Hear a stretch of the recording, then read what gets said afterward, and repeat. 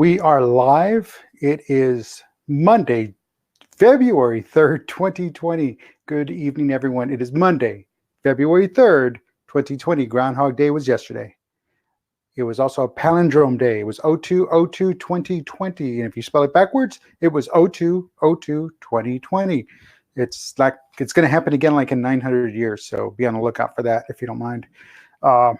Super Bowl. That's what we're going to talk about today. It was Groundhog Day. They did not see his shadow, so that means six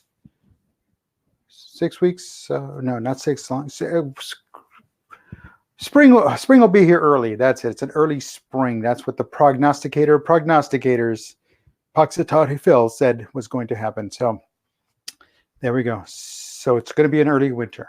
So kudos to Puxatawny Phil. Hey, did y'all see that Jeep commercial? That was pretty cool. Starring Puxatawny Phil and Bill Murray as Phil Connor. That's right.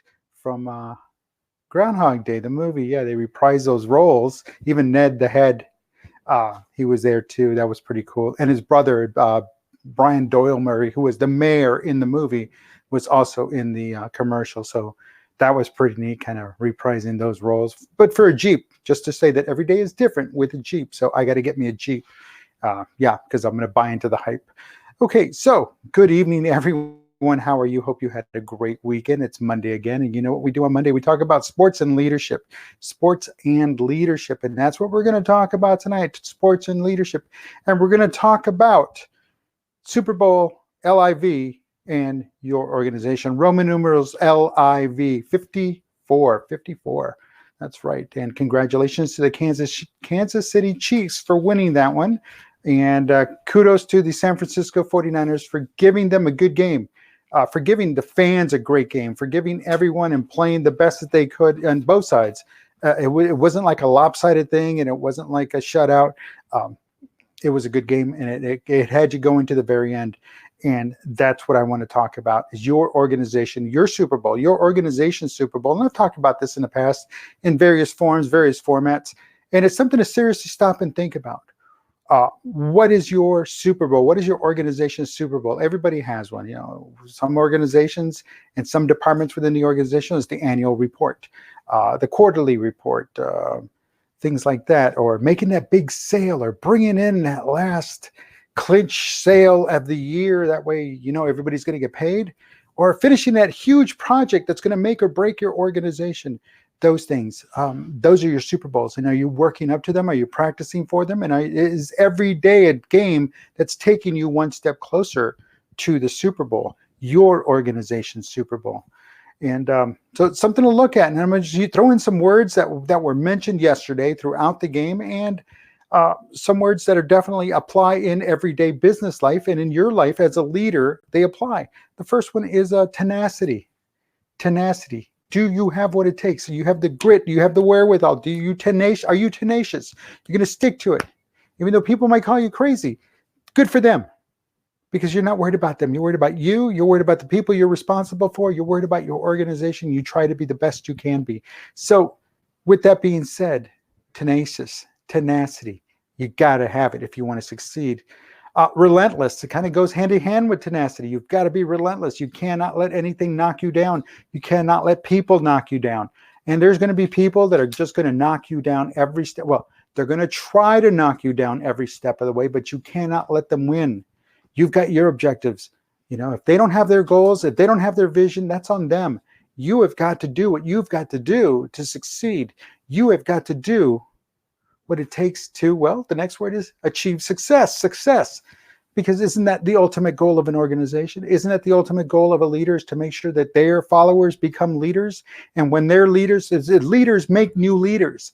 And when those leaders are making leaders, guess what? That leader is a successful leader.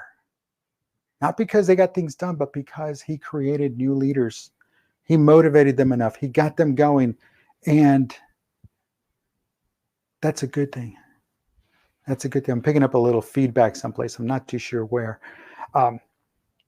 But what I'm getting at is success is where it's at. So you have got to inspire. You've got to motivate, which is the next word, is motivation.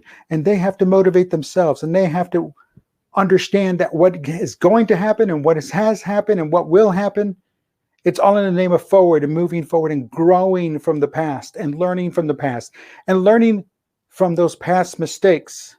And some people just don't want to let go of the past. Some people don't want to learn those mistakes, and they're doomed to repeat those mistakes. You don't have time for that. You as a leader do not have time for that. You have to focus on your thing. You have to focus on where you want to go, where you want to take your team. And those that are around you, pushing you down, attempting to push you down, to bring you back, to take you to a dark place, to live in the past, is not going to be conducive to you as a leader, you as a team member, and all the members of your team. It's not going to be conducive to them to grow and become better than what they were yesterday. And that too is an objective, a personal objective of mine. Should be a personal objective of every leader, is to make sure that everyone is doing everything they can to be better today than they were yesterday. It's when they're not, that's when the trouble sets in. And then that's the time to either, cut the dead weight, try to work with it. But if it doesn't want to work, if they keep at you for nonsense, if they keep at you because they don't get it, if they keep after you because they don't want to see what they're doing is wrong and they'd rather blame you, then you know what? It might be just time to, do what you got to do. And that's, again, that's part of being a leader. And sometimes that means cutting things out because, again, you don't have time for that. Be on the lookout for those red flags, especially those red flags. They're out there. They're everywhere. Listen to your gut. And that's what they do. That's what those teams did. That's what all 32 teams in the NFL did. And that's what those two teams did yesterday. They went out there and they listened. They paid attention. They worked hard. And in some cases, folks, you have to make a comeback. And it's when you don't make a comeback that, did you give up? Did you even try? Look at the Kansas City Chiefs. They were down by 10. It looked like it was all said and done for San Francisco. All they had to do was just hold the ball. But it didn't work out that way. They were the comeback. So it just goes to prove to everyone that while things might look gloomy and doomy and doom and gloom and doom and raining and it's cats and dogs living with each other, the whole 9 yards, don't count yourselves out. The Kansas City Chiefs did not count themselves out. They didn't give up. Yeah, they could have given up. And throughout the season, we've seen teams just give up because they know better. They knew because they believe they know better. But look at the Kansas City Chiefs. 3 times in the postseason did they come back. And look what they did. They won the Super Bowl because, again, the game's not over until the game is over. Your team doesn't win until your team wins.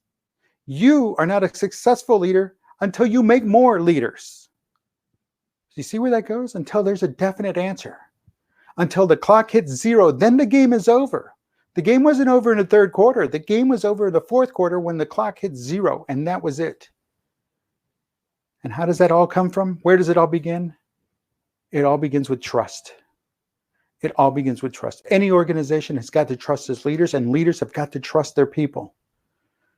The head coach of the Kansas City Chiefs has to trust his quarterbacks, has to trust his offensive coordinators, the defensive coordinators. He has to trust the guys up in the booth that are watching the game from up at that angle. Remember, I talked about perspective. Trust that the defensive line is going to hold their offensive line and their offense.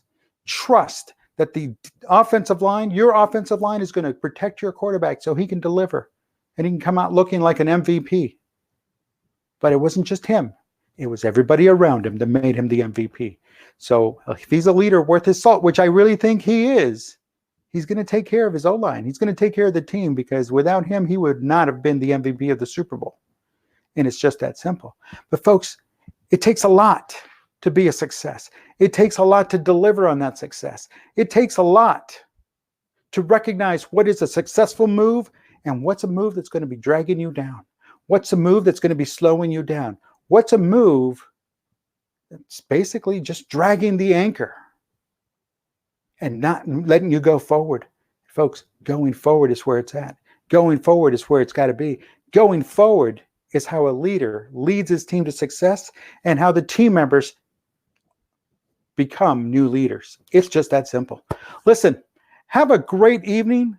I'm Dave Guerra. Thanks for watching. This has been Sports and Leadership on tonight's Let's Have a Chat About Leadership for Monday, February 3rd, 2020. Until tomorrow, have a good one. We'll talk to you then.